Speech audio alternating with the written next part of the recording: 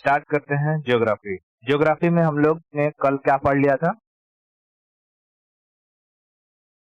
Air mass, humidity और evaporation हम लोगों ने कल देख लिया था।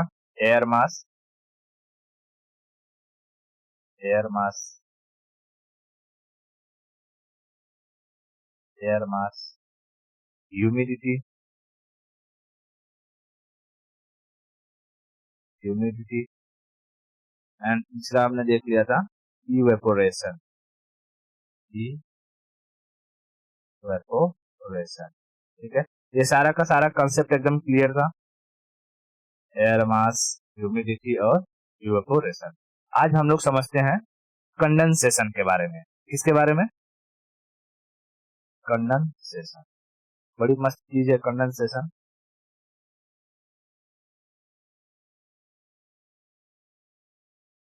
कंडेंसेशन, कंडेंसेशन को हिंदी में कहते हैं संघनन।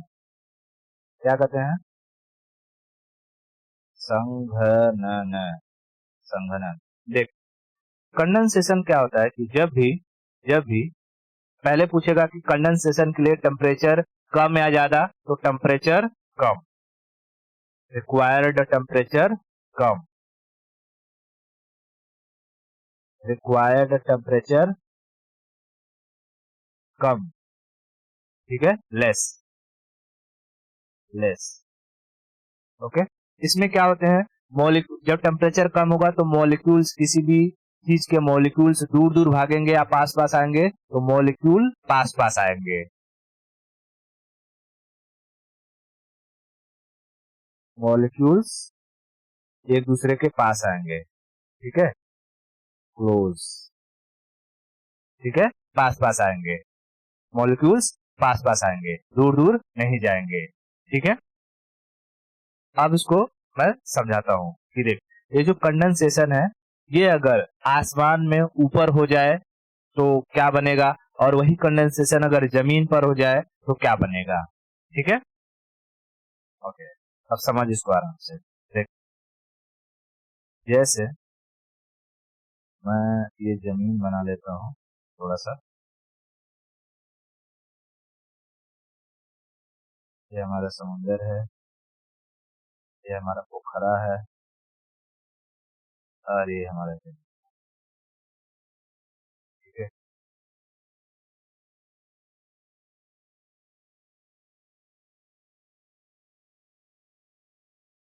अब देख, ये समुद्र है, ओशन, सी, पानी है इसमें भरा हुआ, और ये तालाब है, पॉन्ड्स, इसमें भी पानी भरा हुआ है। अब यहाँ पर हम लाते हैं अपने सूरज बाबा को, किसको? सूरज बाबा को, सूरज बाबा। ठीक है, ये सूरज बाबा आ गए। अब सूरज बाबा को एक काम करता हूँ, मैं यहाँ रख देता हूँ। ठीक है, ये सूरज बाबा की वजह से, इस सूरज बाबा की वजह से ये जो पानी है, ये पानी है, ये भाप बनेगा और ऊपर की तरफ उठेगा, है ना? भाप बनेगा और ऊपर की तरफ उठेगा। यहाँ से भी पानी भाप बनेगा और ऊपर की तरफ उठेगा। ठीक है, तो बता, ये जो ऊपर उठ रहा है, ऊपर उठ रहा है, इस प्रोसेस को क्या कहेंगे? Evaporation, evaporation. ठीक है, सूरज की किरण यहाँ पड़ेगी, गर्म करेगा और ये ऊपर उठेंगे। ठीक है, ओके, अब देख, इसे तो हम कह देंगे इवेपोरेशन, इवेपोरेशन, यानी हिंदी में कहते हैं वाष्पीकरण, वाष्पीकरण। ठीक है, लेकिन ये जो वेपर्स हैं, ये ऊपर उठते उठते ऊपर जाएंगी, और मैंने तुझे बताया कि हर 165 मीटर की ऊंचाई पर जाने पर टेम्परेचर में क्या होती है, कितने डिग्री सेल्सियस का डिक्रीमेंट होता है? 1 डिग्री सेल्सियस का डिक्रीमेंट होता है। तो ये बात याद रखना कि 1 डिग्री सेल्सियस, एवरी 165 मीटर की हाइट पर, एवरी 165 मीटर की अगर हम हाइट पर जाते हैं, तो टेम्परेचर में 1 डिग्री सेल्सियस की गिरावट आ जाती है। टेम्परेचर में 1 डिग्री सेल्सियस की गिरावट आ जाती है। मैंने माइनस लिखा है, इसका मतलब क्या हो गया? गिरावट। ठीक है, कमी आ जाती है। तो ये जो वेपर है, जब ये 3 से 4 किलोमीटर की ऊंचाई पर चली जाएंगी या approximately max to max 6 kilometre की ऊंचाई पर जब चली जाएंगी, तो इनके जो टेम्परेचर में भयानक गिरावट आ जाएगी। और भयानक जब गिरावट आएगी तो इनके जो मॉलिक्यूल्स, वाटर मॉलिक्यूल्स जो दूर दूर थे, अब वो वाटर मॉलिक्यूल्स क्या आने लगेंगे? पास पास आने लगेंगे। और जब पास पास आने लगेंगे तो किसका निर्माण करेंगे? क्लाउड्स का। ठीक है, क्लाउड्स का। ठीक है, क्लाउड्स का निर्माण करेंगे। अब देख, ये क्लाउड्स हैं, ये क्लाउड्स किसकी वजह से बने हैं? वाटर मॉलिक्यूल्स के वाटर के मॉलिक्यूल्स जो दूर दूर थे वो पास पास आ गए। तो तुझे पता है, जब मॉलिक्यूल्स पास पास आते हैं तो इनके बीच से गैस या टेम्परेचर रिलीज हो जाती है। टेम्परेचर क्या होती है? रिलीज हो जाती है। ठीक है, और जब इसमें तू टेम्परेचर दे देगी तो ये मॉलिक्यूल दूर दूर चले जाते हैं। तो जैसे जब नीचे ये समुद्र में थे, सूरज की किरण पड़ रही थी, इसमें टेम्परेचर जो कि इनका बढ़ रहा था और इनके जो वाटर मॉलिक्यूल होते हैं वो दूर दूर हो गए, जिसकी वजह से भाप बने और ऊपर उठने लगे। ऊपर जाने के बाद 5-6 किलोमीटर ऊपर गए तो इनके टेम्परेचर में कमी आ गई और ये मॉलिक्यूल वापस से पास पास आ गए। और पास पास आने की वजह से ये क्या बना देते हैं? क्लाउड। और ये क्लाउड कहेगा कि किस प्रोसेस से ये क्लाउड बना, तो इस प्रोसेस को कहते हैं कंडेंसेशन। क्या कहते हैं? कंडेंसेशन। ठीक है, कंडेंसेशन। कंडेंसेशन लिख देता हूं, कंडेंसेशन। ठीक है, कंडेंसेशन। तो देख, ये काम अगर ऊपर हो गया आसमान में 5 से 6 किलोमीटर की ऊंचाई में, अगर यहाँ ले लूं, कह दूं कि भैया अगर ये मान लो कि जमीन तट से 6 किलोमीटर ऊंचाई पर है, ठीक है, मान लो मैं यहाँ कह दूं कि ये जो कंडेंसेशन हुआ है ये अप्रोक्सीमेटली 6 किलोमीटर ऊंचाई पर जाने के बाद हुआ है। इसे समझने के लिए लिख देता हूँ। ठीक है, 6 किलोमीटर हाइट पर है। 6 किलोमीटर हाइट पर जाकर के सारे वाटर मॉलिक्यूल्स पास पास आ गए और किसका फॉर्मेशन कर दिए? क्लाउड्स का। ठीक है, क्लाउड्स का फॉर्मेशन कर दिए। कहेगा कि आसमान में जो क्लाउड बनते हैं वो किस वजह से बनते हैं, किस प्रोसेस की वजह से बनते हैं? मॉलिक्यूल पास पास आते हैं, उस प्रोसेस को क्या कहते हैं? कंडेंसेशन। तो क्या कंडेंसेशन में टेम्परेचर ज्यादा या टेम्परेचर कम चाहिए रहेगी? टेम्परेचर कम। यानी ठीक है, मॉलिक्यूल्स के बीच से अगर तू टेम्परेचर निकाल दे तो जम जाएंगे। जैसे पानी है, पानी पानी है नॉर्मली 15 डिग्री सेल्सियस पर है। ठीक है, जमीन से पानी नॉर्मली 15 डिग्री सेल्सियस पे आता है। अब इसी पानी के अंदर का जो 15 डिग्री सेल्सियस है, इसे तू निकाल दे, यानी पानी को फ्रिज में रख दे। फ्रिज में रख देगी तो फ्रिज का टेम्परेचर माइनस में चला जाएगा। और जब माइनस में चला जाएगा तो इस पानी के मॉलिक्यूल जो अभी दूर दूर थे अब एकदम पास पास आ जाएंगे। और एकदम पास पास आ जाएंगे तो क्या बन जाएगा? ये बर्फ, आइस। समझिए, तो इस प्रोसेस को क्या कहें? ये कंडेंसेशन हुआ। कंडेंसेशन की वजह से मॉलिक्यूल पास पास आ गए। तो देख, जब कंडेंसेशन आसमान में होता है तो बनता है बादल। लेकिन अगर यही कंडेंसेशन जमीन पर हो जाए तब? अगर यही कंडेंसेशन जमीन पर हो जाए तब बनेगा पाला। ओले नहीं।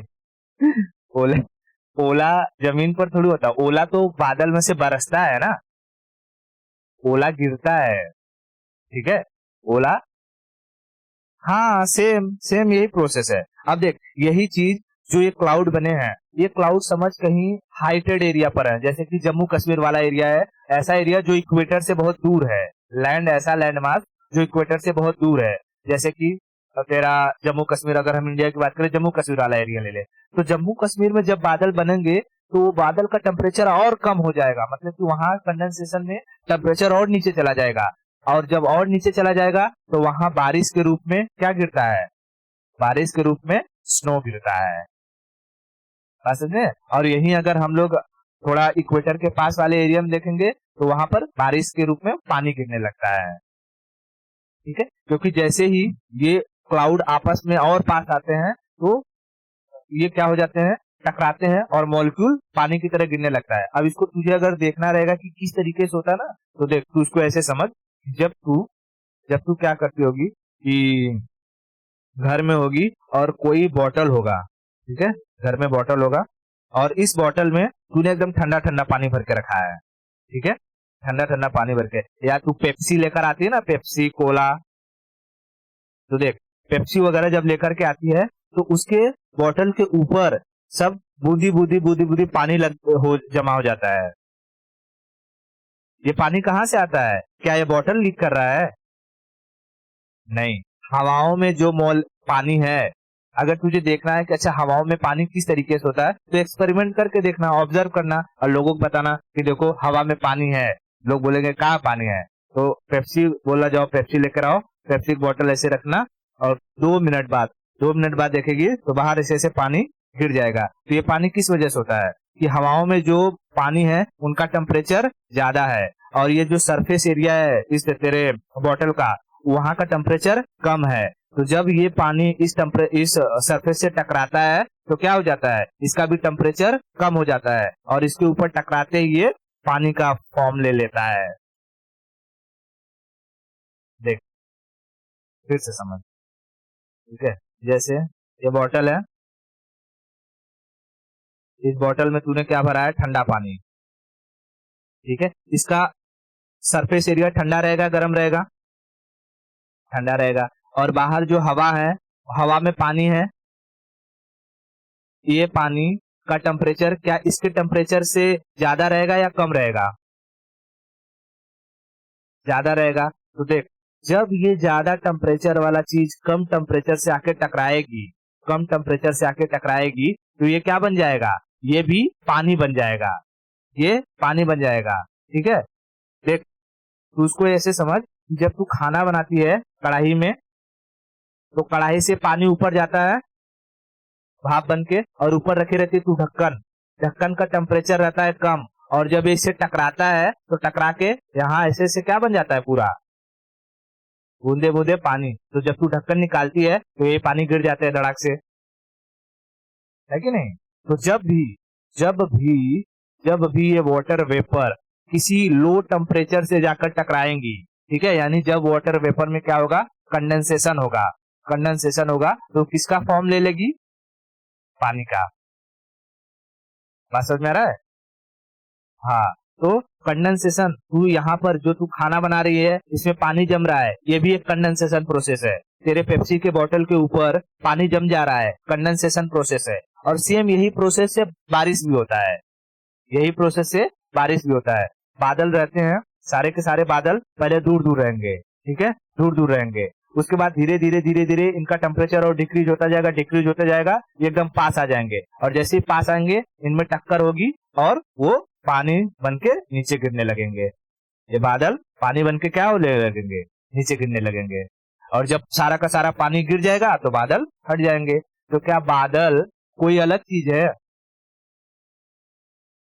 हवाओं में हवाओं में जो पानी है वही पानी जब पास पास आ जाता है तो बादल बन जाता है, क्लाउड। और जब वही पानी बरस जाता है, हवाओं में से पानी खत्म, बादल खत्म। बात समझ में आ रही है? ठीक है, तो ये कंडेंसेशन समझ में आया कि कंडेंसेशन अगर ऊपर आसमान में हो गया तो क्या बनेगा। अब देख यही कंडेंसेशन अगर जमीन पर होता है तब देख क्या क्या चीजें बनती हैं। ठीक है, देख ओके, बस समझ, मैं इसको थोड़ा सा जमीन बना देता हूँ।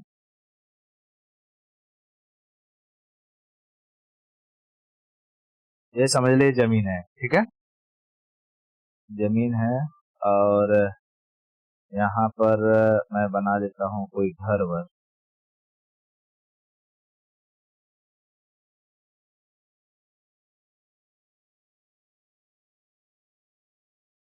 ठीक है, ये घर है समझ ले। ठीक है, ये घर है।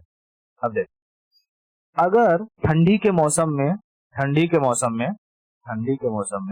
यहाँ जमीन पर पानी जो रहता है, ठीक है, ये है, मान ले तालाब है, इसमें पानी था, ठीक है, पानी है ये पूरा, इसमें पानी है, ठीक है। अब क्योंकि ठंडी के टाइम में तो सूरज का हीट इतना आ नहीं पाता है, भारत की बात कर रहा हूँ मैं, ठीक है, अभी भारत के रेफरेंस से समझेगी तो आराम से समझ में आएगा, ठीक है। सूरज चला जाता है ऑस्ट्रेलिया की तरफ और हमारे यहाँ ठंड पड़ने लगती है, हमारे यहाँ ठंड पड़ने लगती है। और इस ठंड की वजह से क्या होता है कि यहाँ का जो पानी रहता है, ये पानी हवाओं में फैल नहीं पाता है ना, हवाओं में ये पानी वेपर बन के जा नहीं पाएगा, तो हवा कैसी रहती है, सूखी सूखी रहती है, ठीक है, सूखी सूखी रहती है। लेकिन क्या होता है कि जब ठंड के दिनों में जमीन का मतलब कि आसपास का जो टेम्परेचर रहता है वो बहुत डिक्रीज हो जाए, आसपास का टेम्परेचर बहुत ज्यादा डिक्रीज हो जाता है, तो यहाँ का जो पानी, अगर ये तालाब है तो तालाब में तो तुझे उतना देखने को नहीं मिलेगा, लेकिन इस तालाब की वजह से ये आसपास का एरिया थोड़ा गीला गीला रहेगा कि नहीं। हाँ, तो समझ लीजिए घर है ना, तो घर में तुझे, अगर ये मिट्टी का घर है तो मिट्टी के घर में जब टेम्परेचर बहुत कम हो जाता है तो तुझे व्हाइट व्हाइट देखने को मिलता है, व्हाइट व्हाइट टाइप में जमा हुआ रहता है सब कुछ कुछ, ठीक है। इस व्हाइट व्हाइट टाइप को क्या कहते हैं हम लोग, इसे हिंदी में गांव में कहते हैं पाला, पाला, इंग्लिश में कहते हैं फ्रॉस्ट, फ्रॉस्ट, बात समझ में।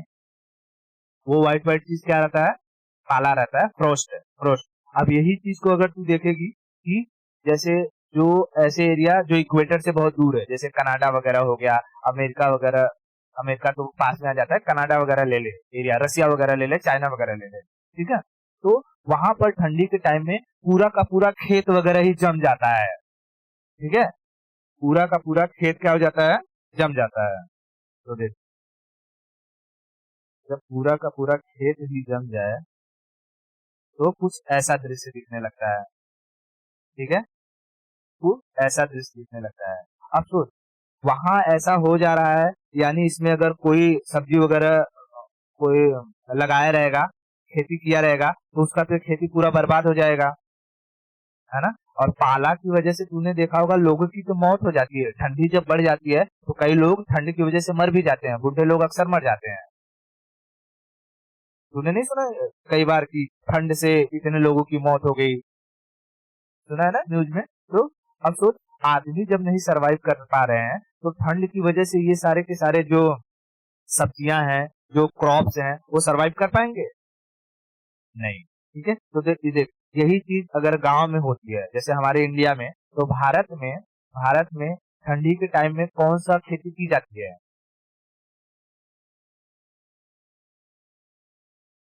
आलू, मटर, चना, गेहूं, यही सब होता है ना। अरे पता है कि नहीं, हो कर रही है। हाँ, तो ठीक है, तो देख, अब सपोज कर कि ये आलू लगाया हुआ है, पूरा आलू का खेत है, ठीक है, आलू का खेत है, तो अगर इस आलू के खेत में ये पाला लग गया तो उसकी वजह से पूरी की पूरी आलू की फसल बर्बाद हो जाएगी, ठीक है। तो इसके लिए किसान क्या करते हैं कि जैसे ही देख, 3 से 4 बजे के आसपास का जो टाइम पीरियड आता है उसमें टेम्परेचर बहुत ज्यादा डिक्रीज होता है, मॉर्निंग में 3 से 4 बजे का जो टाइम पीरियड रहता है उसमें टेम्परेचर बहुत ज्यादा डिक्रीज होता है, और वो 2, 3, 4 ये वक्त रहता है जब पाले की वजह से फसल पूरी तरीके से बर्बाद होने के चांसेस रहते हैं। तो देख, जो हम लोग पानी रहता है, हमारा पानी, पानी का टेम्परेचर नॉर्मली 15 डिग्री सेल्सियस रहता है, ठीक है, जमीन से जो पानी आता है ठंडी के समय में वो पानी गर्म लगता है, क्यों,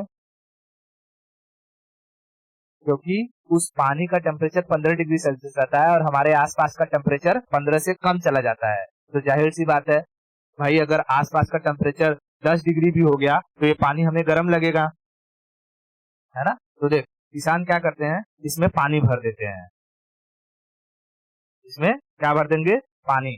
अब देख, इसमें अगर पानी भर देंगे तो सुबह के टाइम में जब टेम्परेचर कम होगा तो क्या इसमें जो बर्फ जम पाएगी वो बर्फ यहाँ पर टिक पाएगी? नहीं। तुझे देखना रहेगा तो तू कोई बर्फ लेना और बर्फ को पानी में डाल देना, तो देखना ये बर्फ फटाफट फटाफट गल जाएगा, है ना? क्यों? क्योंकि बर्फ का टेम्परेचर इस आइस का टेम्परेचर कम है और पानी का टेम्परेचर ज्यादा है। तो खेत वगैरह में फसलों को बचाने के लिए किसान क्या करते हैं, ठंडी के टाइम में पानी डालते हैं। ठीक है, तो पानी डालते हैं। तो देख, जब एग्रीकल्चर का ही ये पार्ट है कि अगर तुझे उसमें जैसे पूछेगा कि ठीक है, अगर ठंडी के समय में बहुत ठंडी पड़ रही है, टेम्परेचर बहुत ज्यादा कम है और ये संभावना है कि किसी किसी दिन टेम्परेचर इतना चला जाए कि क्या बर्फ जमने जैसी स्थिति हो जाएगी, तो फसलों को बचाने के लिए आप क्या करोगे? पानी डाल दो। ठीक है, मतलब खेत में पानी डाल दो और उसकी वजह से तेरा ये जो बर्फ रहेगा वो जम नहीं पाएगा और उससे फसल बच जाएंगी। बात समझ में आया? तो इसे क्या कहते हैं, इंग्लिश में क्या कहते हैं, क्रॉस। क्रॉस हिंदी में पाला। बात समझ में आई? पाला। अब इससे बचने के लिए क्या करेगी तू? पानी। ठीक है, पानी। तो यहाँ ले लेता हूँ, टू सेव क्रॉप्स, तो क्रॉस क्या करो, यूज वाटर। ठीक है,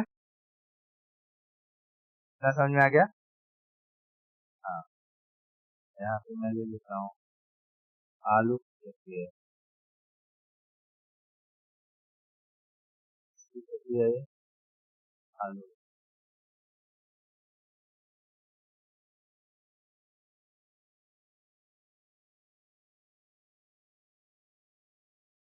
इतना समझ में आ गया? तो ये जो फ्रोस्ट है, ये फ्रोस्ट यानी ये जो पाला हुआ, ये किस प्रोसेस की वजह से हुआ है? कंडेंसेशन। कंडेंसेशन आसमान में हुआ, ऊपर हुआ, जमीन से ऊपर हुआ, तो क्या बना? बादल, क्लाउड्स बने। और वही अगर जमीन पर हो गया तो फ्रोस्ट, पाला। ठीक है, पाला। अब सपोज कभी कभी क्या होता है, ठंडी के टाइम में तूने देखा होगा कि फॉग, कोहरा बहुत पड़ता है, कोहरा। अब देख, वो बादल जो आसमान में बने थे वो तो ऊपर थे तो बादल कहलाए, लेकिन वही अगर जमीन से थोड़ी ऊंचाई पर बने, मतलब कि एकदम जमीन पर नहीं, जमीन से थोड़ा ऊंचाई पर बने, तो ये जमीन से जब थोड़ा ऊंचाई पर बनेंगे तो ये क्या कहलाएंगे, कोहरा। सपोज कि तू इतनी हाइट पे चली जाए और तुझे ऊपर अगर बादल बादल दिखे, बादल बादल दिखने लगे, तो तू उसको क्या बोलेगी, कोहरा कोहरा सा हो गया एकदम से। हाँ, तो वही चीज अगर अगर बादल जमीन पर बनने लगे तो उसे हम कहेंगे कोहरा, फॉग। ठीक है, फॉग। तो देख, फॉग में भी दो कैटेगरी होती है, हम देख समझाता हूँ। देख, जैसे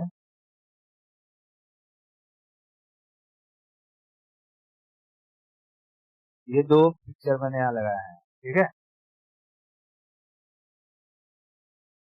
देख, ये जो पहला वाला है, इसमें तुझे ज्यादा विजिबिलिटी दिखाई दे रही है या इसमें ज्यादा विजिबिलिटी दिखाई दे रही है, दूसरे वाले में? दूसरे वाले में विजिबिलिटी ज्यादा है। तो अब देख, इसको ध्यान से समझना, ये जो फॉग है, फॉग, ये सब भी बनेगा किसकी वजह से, कंडेंसेशन की वजह से। ठीक है, कंडेंसेशन।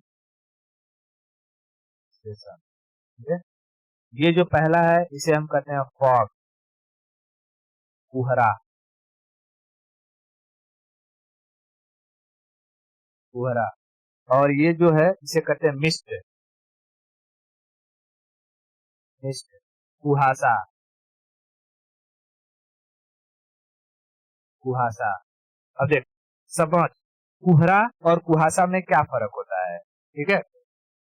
कुहरा और कुहासा में क्या फर्क होता है और कौन ज्यादा डेंजरस होता है, ठीक है, कौन ज्यादा डेंजरस होता है। देख, एक मिनट रुक जा, मैं इसको यहाँ कर देता हूँ, ठीक है, क्योंकि दोनों ही चीज जो हो रही है वो कंडेंसेशन से हो रही है। तो देख ध्यान से समझना इसको, हाँ। हेलो, हाँ, देख जब जब ठंडी के समय में टेम्परेचर जमीन पर कम हो जाए तो एकदम जमीन पर बनता है पाला, लेकिन थोड़ा सा जमीन से ऊपर ही जो हवाएं हैं, हवाओं में वो टेम्परेचर की कमी की वजह से वाटर मॉलिक्यूल क्या हो जाते हैं, पास पास आ जाते हैं और वो किसका फॉर्म ले लेते हैं, फॉग का, ठीक है। हवाओं में जो वाटर मॉलिक्यूल्स होते हैं वो जमीन पर ही, अगर देख गर्मी में क्या हो रहा था, गर्मी में जमीन से पानी ऊपर उठकर जा रहा था और ये वाटर जो हवाओं में थे ये ऊपर जाके ठंडा हो रहे थे, तो ऊपर क्या बना रहे थे, बादल। लेकिन ठंडी में जो हवाएं चल रही हैं उनमें उनमें हवाओं में जो थोड़ा बहुत पानी है, अगर वो पानी का जो टेम्परेचर है वो डिक्रीज हो जाए तो उस पानी के मॉलिक्यूल्स और पास पास आ जाएंगे और जमीन पर ही किसका रूप ले लेंगे, बादल का। तो जमीन पर ही जो बादल बन जाए उसे क्या कहते हैं, फॉग, ठीक है, फॉग, ठीक है, फॉग। अब देख इसी इसी फॉग में अगर टेम्परेचर और डिक्रीज हो जाएगा, तो मॉलिक्यूल क्या हो जाएंगे, और पास पास आ जाएंगे और वो जमीन पर बैठने लगेंगे। और जब जमीन पर बैठने लगेगा तो देख, जैसे कि मान ले यहाँ ऐसे समझ, ठीक है, कि यहाँ पर पूरा का पूरा क्या है, ऐसे ऐसे पूरा एकदम छाया हुआ है बादल, ठीक है, पूरा बादल छाया हुआ है। अभी इसमें क्या हो जाए कि इसका टेम्परेचर और कम कर दूं तो ये जो बादल है ये पूरा का पूरा कहाँ आ जाएगा, जमीन पर, ऐसे जमीन पर और नीचे की तरफ बैठने लगेगा, ठीक है, जमीन पर और नीचे की तरफ बैठने लगेगा और आसपास का एरिया क्लियर होने लगेगा, ठीक है, आसपास का एरिया क्लियर होने लगेगा, ठीक है, आसपास का एरिया क्लियर होने लगेगा। तो बता, कुहरा के टाइम में टेम्परेचर कम होगा ज्यादा या मिस्ट के टाइम में ज्यादा टेम्परेचर कम होगा,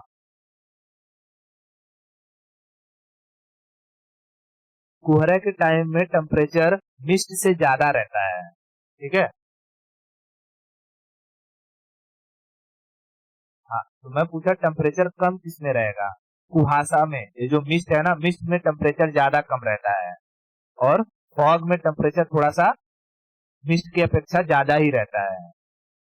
देख अभी तू उसको ऐसे समझ कि जब टेम्परेचर कम हो जाए तो क्या बनेगा, फॉग, लेकिन टेम्परेचर और कम हो जाए तो ये बनेगा मिस्ट, और टेम्परेचर अगर यही और कम हो जाए तो ये बन जाएगा फ्रॉस्ट। बात समझ में आ रही है क्या, हाँ, यानी कि तू देख, जैसे ये बादल है, इनका टेम्परेचर कम है तो ये बन गए फॉग, और इनका टेम्परेचर कम हो जाएगा तो ये जमीन पर और नजदीक आ जाएंगे और आसपास का ऊपर का एरिया हमें दिखाई देने लगेगा, कहलाएगा मिस्ट। लेकिन टेम्परेचर और कम हो गया तो एकदम जमीन पर चिपक जाएंगे और जमीन पर किसका फॉर्म ले लेंगे, बर्फ का, और वो कहलाएगा फ्रॉस्ट, पाला। बात समझ में आ रही है। तो देख ये सारी की सारी प्रोसेसेस किसकी वजह से हो रही है, कंडेंसेशन की वजह से। फॉग भी बन रहा है कंडेंसेशन से, मिस्ट भी बन रहा है कंडेंसेशन से, फ्रॉस्ट भी बन रहा है कंडेंसेशन से। क्लियर हो रहा है क्या, हाँ।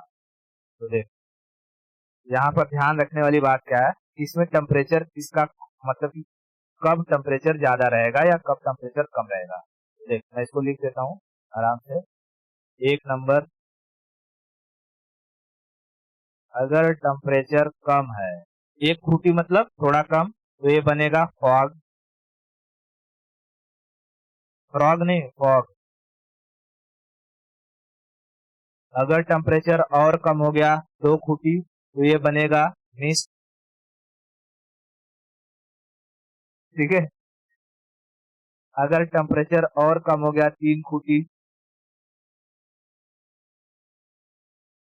ठीक है, तो बनेगा फ्रॉस्ट। बात समझ में आ रही है? ये जो मैंने डिक्रीमेंट बनाया है ये टेम्परेचर की कमी को दिखा रहा है। 1 खूटी मतलब थोड़ा कम, 2 खूटी मतलब और कम, 3 खूटी मतलब और ही कम। ठीक है, तो देख जो फॉग रहेगा ये, अगर मैं कहूं यहाँ से इसको ऐसे समझ, इसको समझना ध्यान से, नहीं तो सब दिमाग से निकल ही जाएगा। जैसे ये जमीन है, ठीक है, मैं जमीन बना रहा हूँ, ठीक है, ये जमीन है,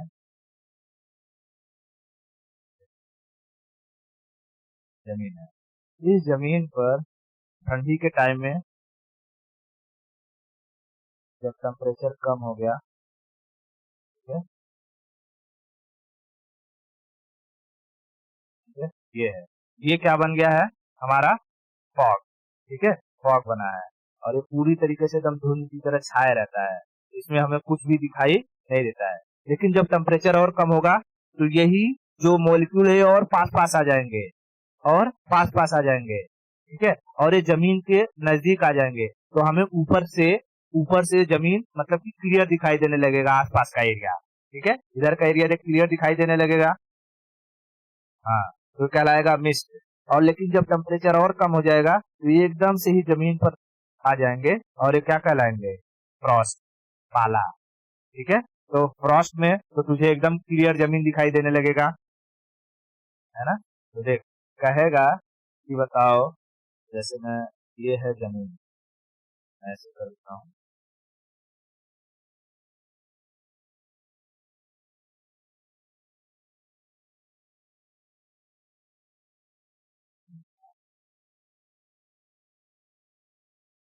तो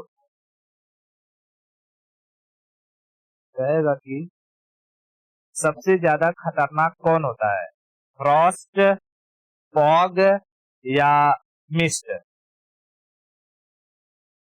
फॉग, फॉग, फ्रॉग नहीं, फॉग, ठीक है। तो देख, ये है फॉग, फॉग माने कुहरा,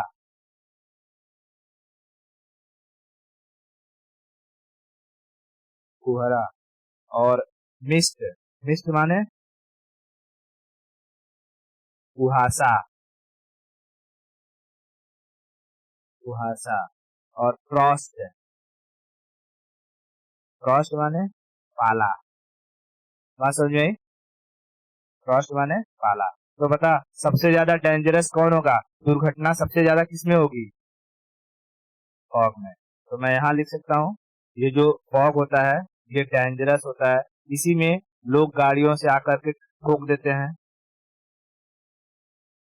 डेंजरस, डेंजरस,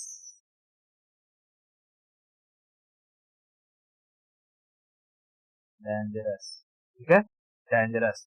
कोहरा से मच जाता है कुहराम, ठीक है, हाँ डेंजरस। और इसमें विजिबिलिटी बहुत कम होती है, विजिबिलिटी बहुत ही कम होती है, ठीक है, इसकी वजह से एक्सीडेंट बढ़ जाते हैं,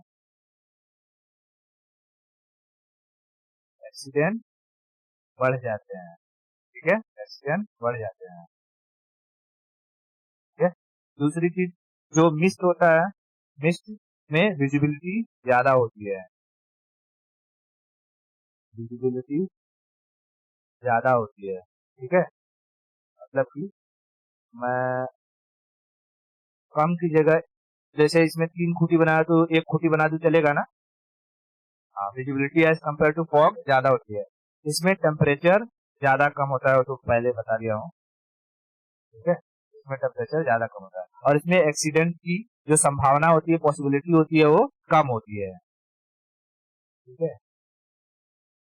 एक्सीडेंट पॉसिबिलिटी, पॉसिबिलिटी कम होती है, ठीक है। तूने देखा होगा ठंडी के टाइम में बहुत एक्सीडेंट होता है ना? ये मतलब कि ये वहां से इधर चल रहे हैं, इधर से आके इसको ठोक देगा, हाँ, और लड़की अगर चला रही होगी तो पक्का ठोक देगा, वो भले इस रास्ते में है, वो उधर से आके ठोकेगी, बोलेगी ये रास्ते में आके आया है। ठीक है, इतना समझ आया। और फ्रॉस्ट की वजह से क्या खराब हो जाते हैं? क्रॉप्स, क्रॉप्स डैमेज हो जाते हैं। तो क्रॉप को डैमेज होने से बचाने के लिए क्या करेगी? पानी डालेगी। इतना समझ में आया? ओके, ठीक है, इतना चीज एकदम क्लियर है ना? बहुत बढ़िया। अब देख, तूने देखा कि ये सारी की सारी चीजें कंडेंसेशन की वजह से हो रही है, चाहे वो क्लाउड बनना हो, चाहे वो फॉग हो, चाहे मिस्ट हो, चाहे फ्रॉस्ट हो, है ना? सारी की सारी चीजें कंडेंसेशन की वजह से हो रही हैं। अब इसमें पूछता है ड्यू पॉइंट क्या होता है? ड्यू पॉइंट, ठीक है, इसमें कहेगा ड्यू पॉइंट है, ड्यू पॉइंट। ओके, कहेगा कि ड्यू पॉइंट क्या होता है? ड्यू पॉइंट, ओसांक बिंदु, हिंदी में कहते हैं ओसांक बिंदु। माउंटेन ड्यू नहीं, ड्यू पॉइंट हिंदी में कहते हैं, अरे ओसांक बिंदु, ओसांक बिंदु, ओसांक बिंदु, ओसांक बिंदु। अच्छा देख, अब ड्यू पॉइंट समझने से पहले तुझे ड्यू समझना होगा।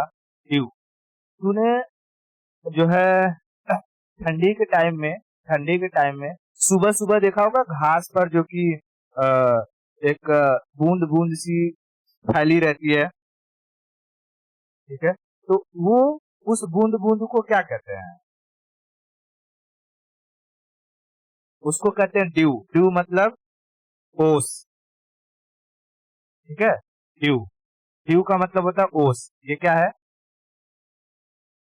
ओस है, ओस, ठीक है। ये जो दिखाई दे रहा है, तुझे दिखाई दे रहा है कि नहीं इधर? ओस तो बोलेगी तब ना, ड्यू। अरे ओस, ठीक है, ओस। ये ओस भी जो बनता है किसकी वजह से बनेगा? कंडेंसेशन की वजह से ही, है ना? क्योंकि दिन भर में जो पानी गर्म होकर ऊपर उठा रहेगा, रात में जब टेम्परेचर कम होता है तो वही पास क्या हो जाता है कि पास पास आकर के मॉलिक्यूल घास पर जम जाते हैं। तो जब घास पर जम जाते हैं तो सुबह हमें ओस के रूप में दिखाई देते हैं, है ना? ओस के रूप में दिखाई देते हैं। तो देख, तेरा चाहे ये ड्यू हो गया हो, चाहे मिस्ट हो, चाहे फॉग हो, चाहे फ्रॉस्ट हो, और चाहे क्लाउड हो, ये सारा का सारा चीज बन रहा है किसकी वजह से? कंडेंसेशन की वजह से। अब इसी में कहता है कि ऐसा टेम्परेचर, ऐसा मिनिमम टेम्परेचर जो कंडेंसेशन को स्टार्ट करने के लिए चाहिए, कंडेंसेशन को स्टार्ट करने के लिए चाहिए, उसे हम लोग ड्यू पॉइंट कहेंगे। क्या कहेंगे? Due point. तो ड्यू पॉइंट क्या होता है? ऐसा चीज देख, क्योंकि हर चीज में हमने देखा, चाहे ये है फॉग हो तो फॉग में टेम्परेचर थोड़ा कम, मिस्ट में टेम्परेचर और कम, और जो कि फ्रॉस्ट में टेम्परेचर और कम। तो भाई हर चीज हो रहा है कंडेंसेशन की वजह से, तो इन सब का एक पर्टिकुलर टेम्परेचर होगा ना, कि जैसे कंडेंसेशन में, अगर ऐसे एग्जांपल ले रहा हूँ कि -2 डिग्री सेल्सियस हुआ तो फॉग बन जाएगा। अगर वो कंडेंसेशन का टेम्परेचर -3 चला गया तो मिस्ट बन जाएगा, -4 चला गया तो फ्रॉस्ट बन जाएगा। तो एक पर्टिकुलर कोई ना कोई तो टेम्परेचर रहेगा जिसकी वजह से ये सारे फॉग, मिस्ट और फ्रॉस्ट बन रहे होंगे। तो वही कह रहा है ड्यू पॉइंट क्या होता है? तो ऐसा पॉइंट जहां पर कंडेंसेशन होना शुरू हो जाता है, ठीक है, ऐसा पॉइंट, ऐसा टेम्परेचर का पॉइंट जहां पर कंडेंसेशन होना शुरू हो जाता है, उसे हम लोग क्या कहते हैं? ड्यू पॉइंट कहते हैं। क्या कहते हैं? Due point. तो मैं यहाँ लिख दूं ड्यू पॉइंट क्या होता है? ड्यू पॉइंट होता है कि ऐसा required minimum temperature,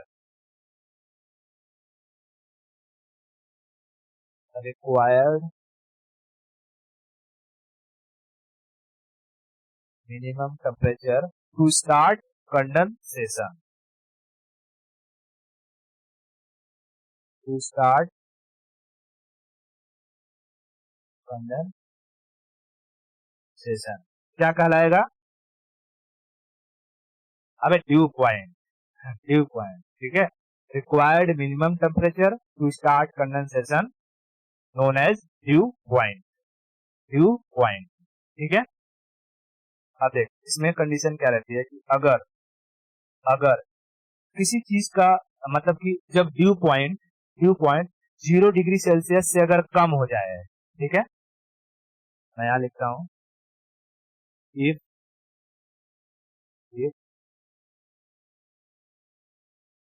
due point less than 0 degree Celsius, ठीक है। अगर ड्यू पॉइंट 0 डिग्री सेल्सियस से कम हो जाए तो इस सिचुएशन में दो चीजें होती हैं, या तो पाला बनेगा, जमीन पर है तो पाला बनेगा, लैंड पर क्या बनेगा? फ्रॉस्ट, पाला, पाला। लेकिन अगर कोई ऐसा एरिया है जो बहुत हाइट पर है, जैसे जम्मू कश्मीर वाला एरिया है, तो वहां पर snowfall at height, at height क्या बनेगा? स्नोफॉल, स्नो, बर्फबारी, बर्फबारी। बात समझ में? इतना समझ में आया कि अगर ड्यू पॉइंट 0 डिग्री से कम होगा तो क्या बनेगा? या तो फ्रॉस्ट या तो स्नो, ठीक है, या तो फ्रॉस्ट या तो स्नो। लेकिन दूसरा कहता है कि अगर ड्यू पॉइंट 0 डिग्री सेल्सियस से ज्यादा हुआ तब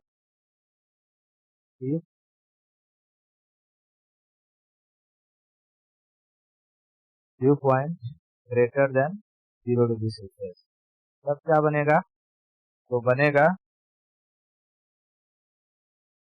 ठीक है, तब या तो बनेगा फॉग या तो बनेगा मिस्ट और ऊपर बनेगा क्लाउड, ठीक है। जमीन के नजदीक, जमीन के नजदीक बन सकता है फॉग या मिस्ट, और हाइट पर क्या बन जाएगा? क्लाउड,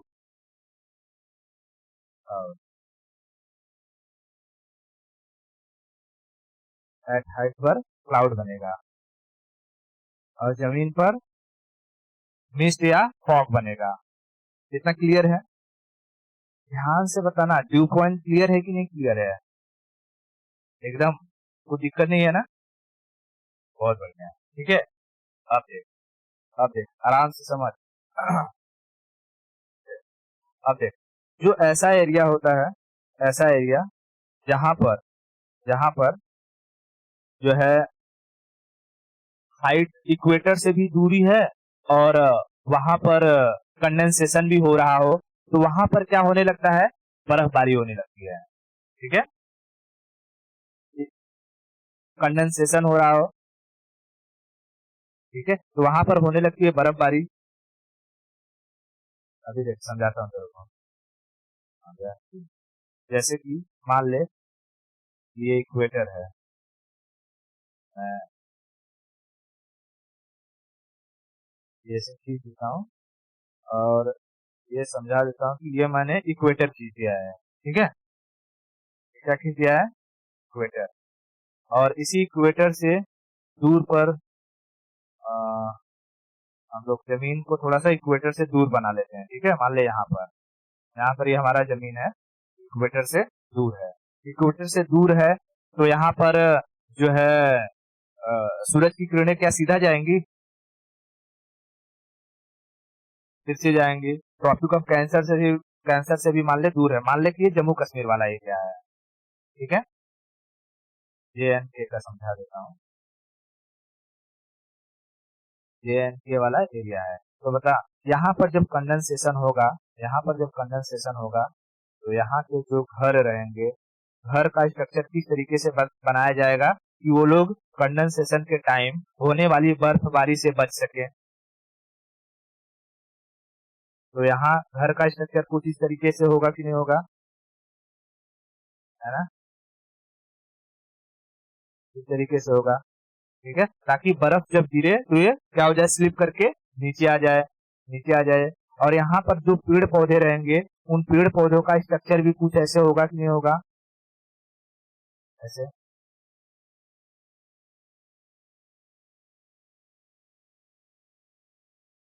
क्यों होगा ऐसे? जब बर्फ पड़े ऊपर से, जैसे कंडेंसेशन हुआ ऊपर, तो यहाँ पर बारिश, पानी तो गिरेगा नहीं, यहाँ पर क्या गिरेगा, बर्फ। ठीक है, बर्फ। और ये बर्फ इस पे जब जम ना पाए, ताकि ये क्या हो जाए, यहाँ पर इकट्ठा हो जाए गिर कर। बात समझ में आ रही है, यहाँ पर इकट्ठा हो जाए, और इस पर जो भी बर्फ आ रही हो, ये ये यहाँ से गिर जाए, ऐसा है, इस पे जम ना पाए और यहाँ हो जाए। अब देख, ऐसे सिचुएशन में क्या होता है कि ऐसे सिचुएशन में यहाँ की जो दीवारें होती है ना, दीवारें, घर की जो दीवारें होती हैं वो डबल लेयर की बनाई जाती हैं। डबल लेयर की क्यों बनाई जाती हैं, समझ। देख, जैसे ये दीवार है, एक लेयर ऐसे बन गया, और इसके बीच में वो लोग थोड़ा जगह छोड़ देंगे और फिर एक लेयर यहाँ से बनाएंगे। ठीक है, यहाँ से बनाएंगे, बीच में क्या छोड़ दिया है उन लोगों ने, गैप। और इस गैप में क्या भर जाएगा, हवा। इस गैप में क्या भर जाएगा, हवा, एयर। तो एयर ना, एयर टेम्परेचर की एक कुचालक है। कुचालक मतलब बैड कंडक्टर है। एयर टेम्परेचर की बैड कंडक्टर है। अगर इसके बीच में हवा भर जाएगी ना, तो ये हवा क्या करेगी, बाहर से टेम्परेचर को आने नहीं देगी और अंदर से टेम्परेचर को बाहर जाने नहीं देगी। बात समझ में? जम्मू कश्मीर वाले एरिया में, जहाँ ऐसा एरिया जहाँ पर ठंड बहुत ज्यादा पड़ती है, बर्फबारी होती है, वहां पे, अरे दीवाल, दीवाल, घर, घर बनाते टाइम दीवाल बनाएंगे कि नहीं बनाएंगे, कि बिना दीवाल के घर बन जाएगा, वॉल। तेरा घर बनेगा तो पहले ऐसे ऐसे दीवाल बनेगा ना, तो ये दीवाल एक ऐसे खड़ी कर देंगे और फिर बाद में एक और दीवाल बनाएंगे थोड़ी सी दूर पर। तेरा घर है, समझ में आ रहा है मैं क्या बोल रहा हूँ, इमेजिन, इमेजिन हो रहा है कि नहीं। हाँ, तो देख, अब ये हवा भरने के कारण ये हवा क्या हो जाएगी, बाहर से टेम्परेचर को अंदर नहीं जाने देगी। यानी बाहर अगर बहुत ज्यादा टेम्परेचर है तो अंदर टेम्परेचर ज्यादा नहीं हो पाएगा, कम मतलब बहुत कम नहीं हो पाएगा। और अंदर का जो भी टेम्परेचर रहेगा वो मेंटेन करके बना रहेगा। ठीक है, अगर मान ले कि अंदर टेम्परेचर है 20 डिग्री सेल्सियस और बाहर टेम्परेचर है 10 डिग्री सेल्सियस, तो बाहर का टेम्परेचर 10 डिग्री सेल्सियस ही रहने दे, उससे कोई फर्क नहीं पड़ने वाला है। और अंदर का टेम्परेचर 20 डिग्री सेल्सियस है तो 20 डिग्री सेल्सियस ही रहेगा इनसाइड। मतलब समझ में आया? ऐसे ही होता है जब हम लोग अपना ये ओढ़ते हैं ना, रजाई वगैरह, देखा तो ना, रजाई, कंबल। तो देख, कंबल होता है तो कंबल तो एक ही ऐसे रहता है, आजकल के समय में मखमली वाला जो आने लगा है। लेकिन पहले के टाइम में जो रजाई होता था, रजाई के ऊपर इंसान खोल चढ़ाता है। खोल चढ़ाते क्यों है, कि रजाई गंदा ना हो। वो वो बेवकूफी वाली सोच है। एक्चुअली वो खोल चढ़ाते हैं कि इसके रजाई और खोल के बीच में क्या भर जाए, हवा, हवा। और जब तू इस रजाई को ओढ़ेगी, जैसे तू है, ठीक है, जब इस रजाई को ओढ़ेगी तो कुछ टाइम बाद तेरे बॉडी का टेम्परेचर 37 डिग्री सेल्सियस है, वो टेम्परेचर निकलता रहेगा और बाहर का टेम्परेचर कम है, तो बीच में भरी है हवा, तो क्या बाहर से ये हवा मतलब आने वाली बाहर की टेम्परेचर जो कम है उसको अंदर घुसने देगी, नहीं। और तेरे बॉडी का टेम्परेचर ये निकल रहा है तो ये रजाई क्या बाहर जाने देगा, नहीं। और धीरे धीरे अंदर रजाई के अंदर तेरा जो टेम्परेचर रहेगा वो मेंटेन हो जाएगा और तुझे गर्म लगने लगेगा। ठंडी चाहे कितनी भी हो, बाहर तुझे ठंडा नहीं लगेगा। बात समझ में? और यही तू खोल हटा दे, जो खोल हटा दे, यही रजाई तुझे गलने लगेगा।